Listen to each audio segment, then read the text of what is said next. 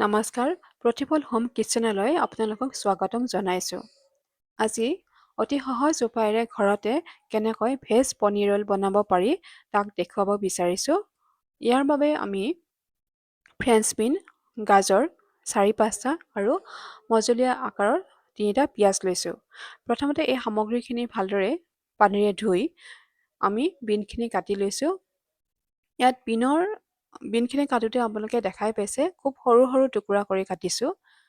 ডাঙৰ চাইজত আমি কটা নাই যাতে কম সময়তে সেই বিনখিনি সিজি যায়। ইয়াৰ পিছত আমি গাজৰ এনেধৰণেৰে ৰুকনিৰে ৰুকি লৈছোঁ।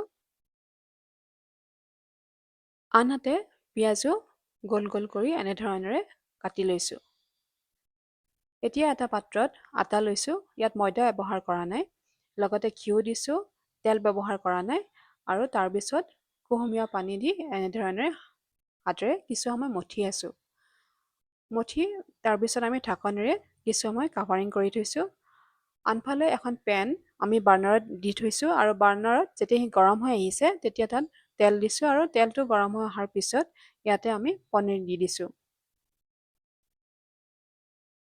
তাৰপিছত আমি পনীৰৰ ওপৰত এতিয়া নিমখ ব্যৱহাৰ কৰিছোঁ। ইয়াত ৰক সল্ট ব্যৱহাৰ কৰা হৈছে নিমখটো। যেতিয়া পনীৰখিনি ৰঙচুৱা হৈ আহিছে তেতিয়া আমি ইয়াক পেনখনৰ পৰা উঠাই লৈছোঁ। পনীৰৰ আকাৰ আপোনালোকে নিজৰ মতে ল'ব পাৰে। যদি ডাঙৰ চাইজত বিচাৰে তেতিয়াহ'লে ডাঙৰকৈ কাটি ল'ব পাৰে। ইয়াতে আমি এনেধৰণেৰে সৰু সৰু টুকুৰা কৰি কাটি লৈছোঁ। এতিয়া একেখন পেনতে কিছু তেল দি তাত প্ৰথমতে আমি কাটি থোৱা বিনখিনি দি দিছোঁ। এতিয়া বিনখিনি কিছু সময়ৰ কাৰণে আমি হাতেৰে লৰাই আছোঁ। যিহেতু বিন সিজোতে অলপ বেছি টাইম লাগে গাজৰতকৈ, সেইকাৰণে আমি বিনখিনি ইয়াতে প্ৰথম দিছোঁ। এতিয়া বিনখিনি কিছু সময় লৰোৱাৰ পিছত যেতিয়া অলপমান সিজি আহিব তেতিয়া আমি ইয়াতে গাজৰ দি দিম। দেখাই পাইছে বিনখিনি অলপ ঢিলা হ'বলৈ আৰম্ভ কৰিছে। ইয়াৰ পিছত গোটেইখিনি গাজৰ দি দিছোঁ। ইয়াতে গাজৰ আমি 5টা ব্যৱহাৰ কৰিছিলোঁ। এই গোটেইখিনি গাজৰ দি দিছোঁ।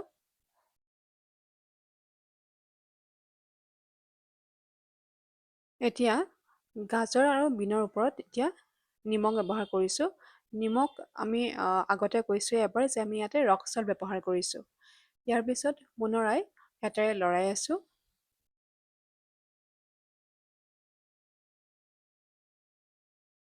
এতিয়া কিছু সময়ৰ বাবে আমি ঢাকনিৰে কাভাৰিং কৰি থৈছোঁ। এতিয়া এটা ডাঙৰ কাপত আধা কাপৰ সমান দৈ লৈছোঁ আৰু দৈটোত আমি হালধি পাউডাৰ দিছোঁ আৰু লগতে ঘৰতে তৈয়াৰ কৰা মছলা গুড়ি দিছোঁ। এই মছলা গুড়িটোত জিৰা, জালুক আৰু চমগুটি আছে। এতিয়া চামুচেৰে এই পেষ্টটো ভালদৰে লৰাই দিছোঁ।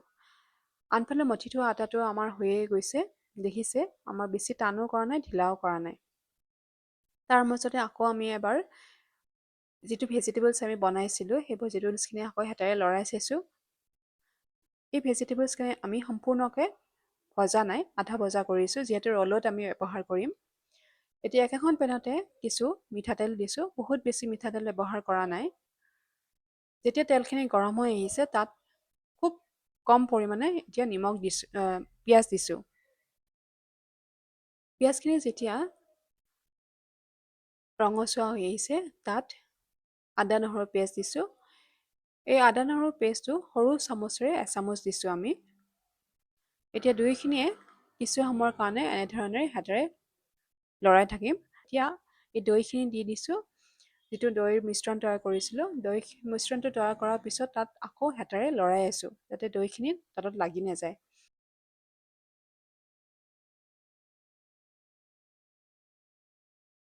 ইয়াৰ পিছত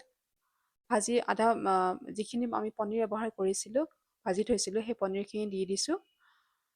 এতিয়া পনীৰখিনিও আকৌ দৈখিনিৰ লগত মিলি যোৱাকৈ কিছু সময়ৰ কাৰণে হাতেৰে লৰাইছোঁ।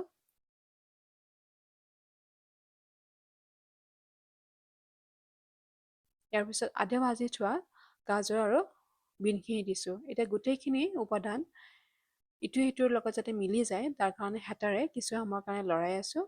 ইয়াৰ পিছত যিখিনি আমি পিঁয়াজ কাটি থৈছিলোঁ সেই পিঁয়াজবিলাক এনেধৰণেৰে আমি গোল গোল কৰি উলিয়াই লৈছিলোঁ আৰু লাষ্টত আমি ইয়াতে দি দিছোঁ। পিঁয়াজখিনি আমি লাষ্টত এইকাৰণেই দিছোঁ কাৰণ পিঁয়াজটো আমাৰ আধা কেঁচা হৈ থাকিলে ৰোলত খাবলৈ ভাল হয়, সেইকাৰণে আমি লাষ্টত দিছোঁ আৰু ইয়াৰ পিছত আমি ঢাকনেৰে কাভাৰিং কৰি দিছোঁ। প্ৰায় 2 মিনিটৰ পিছত আমাৰ ভেজিটেবলছটো হৈয়ে গৈছে, আমি নমাই থৈছোঁ। ইয়াৰ পিছত আমি এতিয়া ৰুটি যেনেকৈ কৰোঁ ঠিক তেনেধৰণেৰে আটা লাৰুটো কৰি আমি ৰুটিখন বেলি এতিয়া তাত দি দিছোঁ। ইপিটি ইপিটি কৰি অলপ তেল দি আমাৰ ৰোলৰ যোনখন ৰুটি আমাৰ হৈয়ে গৈছে। এতিয়া ইয়াৰ পিছত আমি ভেজিটেবলছ যিটো আমি তৈয়াৰ কৰিছিলোঁ সেই ভেজিটেবলছখিনি আমি ইয়াতে দি দিছোঁ। এতিয়া ভেজিটেবলছ বুলি ক'লে আমাৰ আছিলে বিন, গাজৰ, পনীৰ, পিঁয়াজ।